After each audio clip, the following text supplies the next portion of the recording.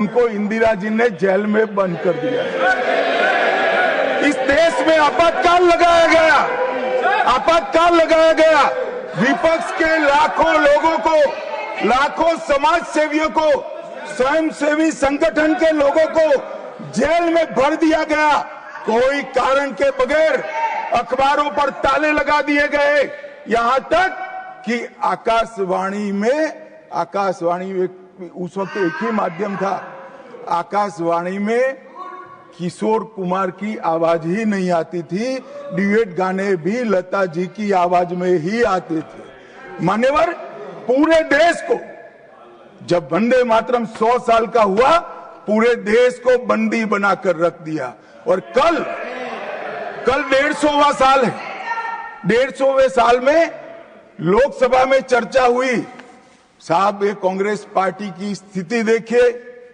जिस कांग्रेस पार्टी के अधिवेशनों की शुरुआत गुरुवर टागोर जैसे लोग वंदे मातरम गा कर कराते थे। वंदे मातरम कांग्रेस पार्टी के आजादी के आंदोलन का एक मंत्र बना था। वो वंदे मातरम के महिमा मंडन करने के लिए जब लोकसभा में चर्चा हुई, गांधी परिवार के दोनों सदस्य नदारद थे, दो में से एक भी।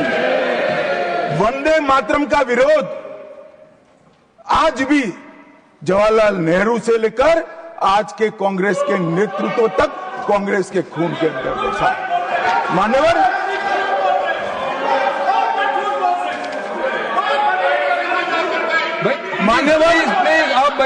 प्लीज आप बैठिए।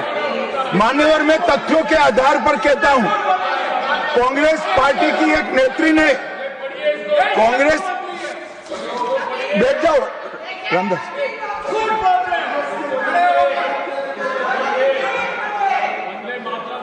अरे दिग्विजय जी, अब नौकरी पक्की है। इस आयु में क्या कर रहे हो भैया?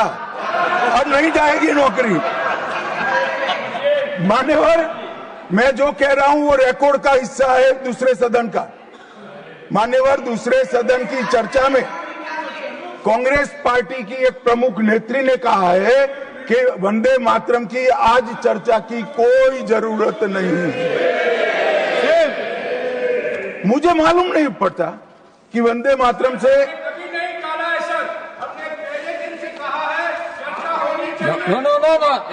नेत्री क्या कहा? जयराम रमेश जी, प्लीज बैठिए। प्लीज आप बैठिए जी। साहब, माननीय सदस्य जयराम जी का प्रॉब्लम है कि वो सिर्फ विपक्ष की ही बात सुनते हैं, अपने नेताओं की बात को सुनते नहीं है। मैंने ऐसा नहीं कहा, आपने कहा है।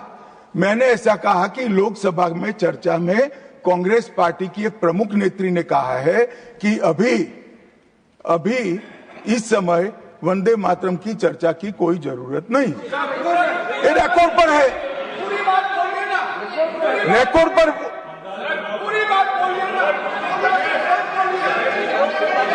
मान्यवर,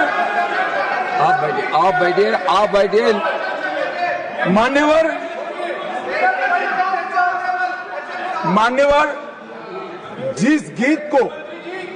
जिस गान को महात्मा गांधी ने राष्ट्र की शुद्धतम आत्मा से जुड़ा हुआ गीत कहा, बिपिन चंद्र पाल ने एक राष्ट्र धर्म है जिसमें राष्ट्रभक्ति और कर्तव्य दोनों समाहित है, जिसकी अभिव्यक्ति वंदे मातरम करता है, वो वंदे मातरम का टुकड़ा करने का काम भी कांग्रेस पार्टी ने किया था।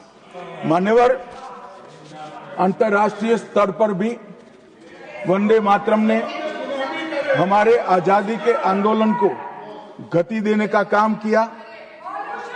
श्याम जी कृष्ण वर्मा, मैडम भिखाजी कामा और वीर सावरकर ने जो भारत का त्रिवर्ण ध्वज निर्मित किया था, उस पर स्वर्णिम अक्षर में एक ही नाम था, वंदे मातरम। मान्यवर, बर्लिन के ओलंपिक्स में भी 1936 में गुलामी के कालखंड में भी जब हमारे हॉकी की हमारी टीम को उत्साह की जरूरत थी, प्रेरणा की जरूरत थी, कोच ने लाइन में खड़े कर भावपूर्ण तरीके से वंदे मातरम का गान किया और हम गोल्ड मेडल जीत कर आ गए। मान्यवर, भारतीय जनता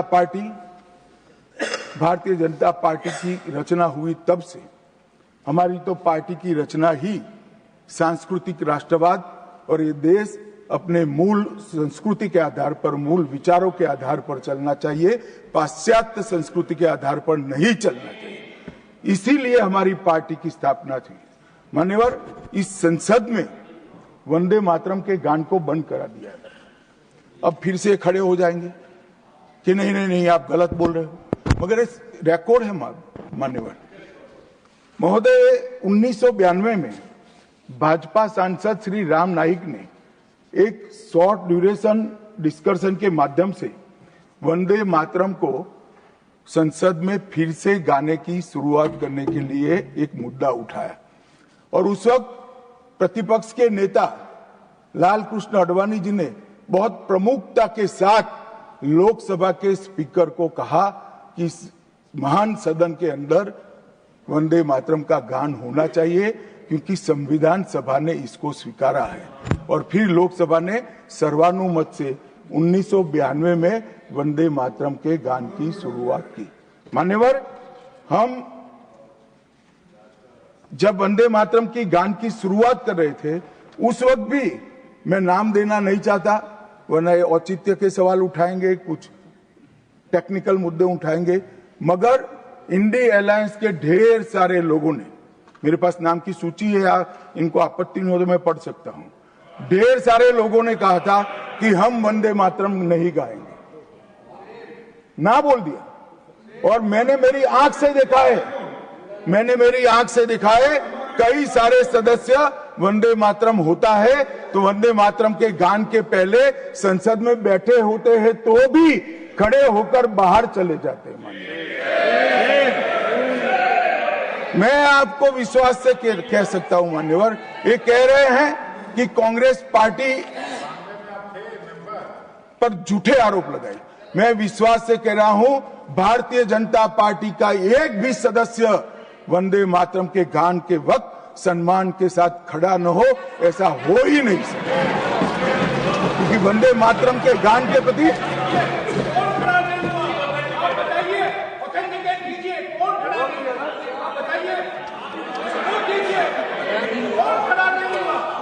आप बैठिए, आप बोथ बैठिए प्लीज, आप बोथ बैठिए प्लीज, बैठिए प्लीज।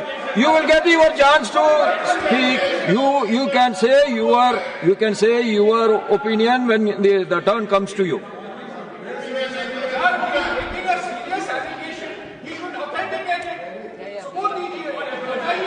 मान्यवर, अरे सुनो तो, बोल क्या करते हो भैया, मुझे सुनो तो।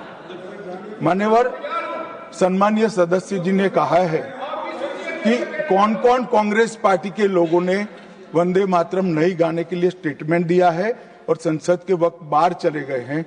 मैं इसकी सूची आज शाम होने के पहले सदन के पटल पर रख दूंगा। मेरा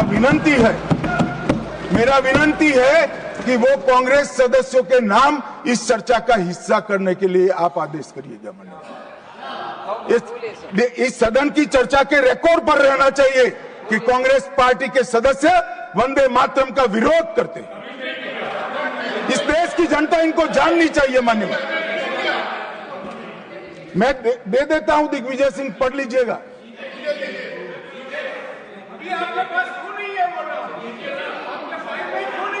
मान्यवर,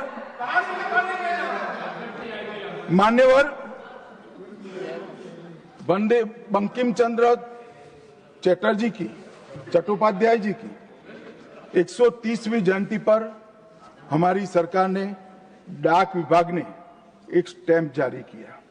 स्वतंत्रता की 75 की वर्षगांठ के उपलक्ष्य में हर घर तिरंगा का अभियान भी हमने करा और उस वक्त हमारे प्रधानमंत्री जी ने जनता का आह्वान किया था कि तिरंगा फहराते वक्त वंदे मातरम बोलना नहीं भूलना चाहिए। और मान्यवर, ये वंदे मातरम की 150वीं वर्षगांठ उसको भी भारत सरकार बहुत अच्छे तरीके से हमने मनाने का तय किया है। 1 अक्टूबर 2025 को केंद्रीय मंत्रिमंडल ने पूरा वर्ष वंदे मातरम के यशोगान में मनाया जाएगा, इसका प्रस्ताव पारित किया। 24 अक्टूबर 25 को राष्ट्रीय और अंतर्राष्ट्रीय स्तर पर समन्वयित कार्यक्रमों की रूपरेखा तय की गई। माननीय प्रधानमंत्री जी ने भारत माता को पुष्पांजलि देकर 7 नवंबर 25 को नई दिल्ली में ये वर्ष का शुभारंभ किया। उसका चरण 1 नवंबर में हो चुका है, चरण 2 जनवरी 26 में होगा, चरण 3 अगस्त 26 में होगा और चरण 4 नवंबर 26 में होगा। स्मारक डाक टिकट का वो भी हम जारी कर चुके हैं, सिक्का भी जारी कर चुके हैं। वंदे मातरम नाद एकम रूप अनेकम ऐसे शीर्षक से 75 वादकों द्वारा विशेष सांस्कृतिक प्रस्तुतिकरण की रचना भी हो चुकी है और सुबह 10 बजे उस दिन 7 नवंबर को देश भर में सामूहिक वंदे मातरम का गान भी भारत सरकार के आह्वान पर देश की जनता ने किया। मान्यवर, वंदे मातरम के 150 वर्ष इसकी डॉक्यूमेंट्री और प्रदर्शनी बनाई गई है हर जिला सेंटर पर, और हो सके तो तहसील सेंटर पर उसको दिखाया जाएगा। डिजिटल मोड पर करोड़ों लोगों को वो प्रदर्शनी भी भेजी जाएगी। ऑल इंडिया रेडियो, दूरदर्शन और FM चैनलों पर विशेष कार्यक्रमों को प्रसारित करने का हमने आयोजन किया है। प्रेस सूचना ब्यूरो द्वारा टायर T2 और टायर 3 शहरों में चर्चा सभाएं का आयोजन होने वाला है। सभी भारतीय दूतावासों में वंदे मातरम आधारित सांस्कृतिक संध्याएं आयोजित होने वाली है। Vande Mataram salute to mother earth के तहत वृक्षारोपण अभियान चालू है। हाईवे पर देशभक्ति आधारित वंदे मातरम के इतिहास को दर्शाते हुए भित्ति चित्र भी हम रखने वाले हैं। रेलवे स्टेशन और हवाई अड्डों पर LED डिस्प्ले के माध्यम से सार्वजनिक घोषणा भी होगी और वंदे मातरम और बंकिम चंद्र चट्टोपाध्याय जी पर 25 लघु फिल्में 1-1 मिनट की बनाने का भी हमने शुरुआत कर लिया है। मान्यवर, देश के प्रधानमंत्री जी ने लाल किले से अमृत काल के लिए पंच प्रण की घोषणा की थी। इसमें एक, जब देश आजादी की शताब्दी मनाता हो उस वक्त विकसित भारत का लक्ष्य हमने तय करना है। गुलामी की हर मानसिकता से मुक्ति प्राप्त करनी है। अपनी विरासत पर गर्व लेना है। देश की एकता और एकजुटता और अखंडितता को हमें संभाल कर रखना है और नागरिकों में कर्तव्य की भावना को हमें आगे बढ़ाना है। मान्यवर, जब देश के आजादी के 75 साल हुए, कोरोना काल होने के बावजूद 2 साल तक पूरे देश के हर गांव में आजादी के अमृत महोत्सव को मनाया गया। अमृत महोत्सव के माध्यम से इस देश की युवा पीढ़ी को हमारी 1857 से 1947 तक की पूरी आजादी के संघर्ष को हमारे युवाओं को परिचित कराया। कई नामी, कई अनामी, जिनके नाम भी इतिहास में दर्ज नहीं हुए, ऐसे स्वतंत्रता संग्राम के नायकों को ढूंढकर उनके स्मारक बनाए गए। देश भर में कई कार्यक्रम हुए और देशभक्ति का एक नया ज्वार खड़ा करने का प्रयास आजादी के बाद पहली बार 75 साल जब मनाए गए तब हुआ। और वहां से अटके नहीं, माननीय प्रधानमंत्री जी ने अमृत काल का विचार रखा।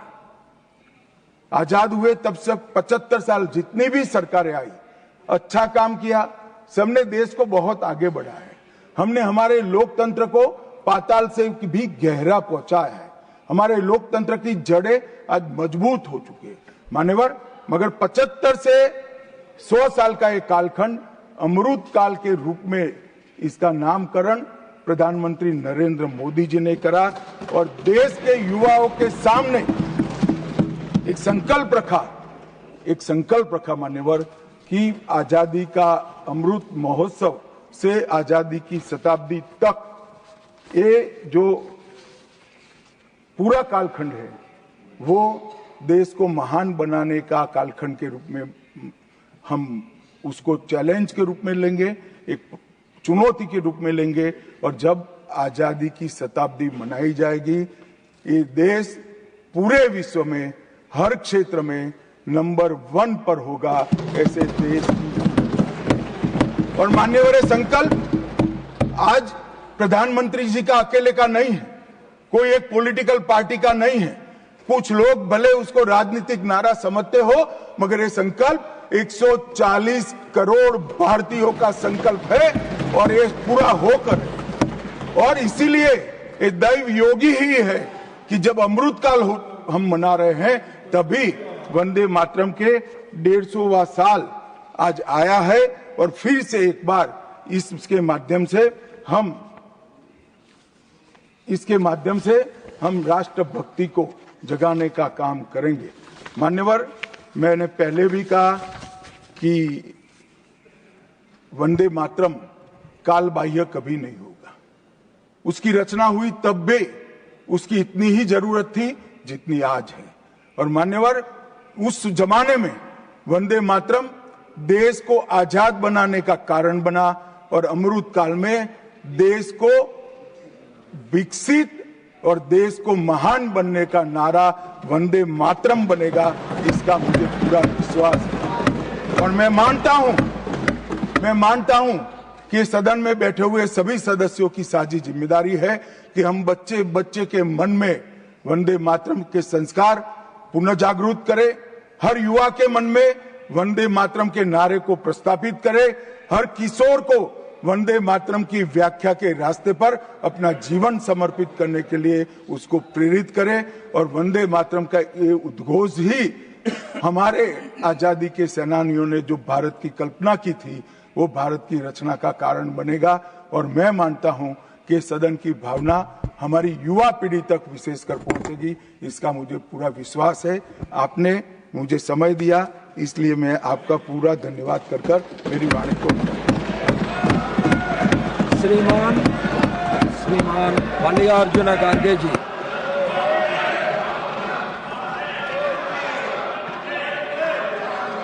श्रीमान मल्लिकार्जुन खड़गे जी।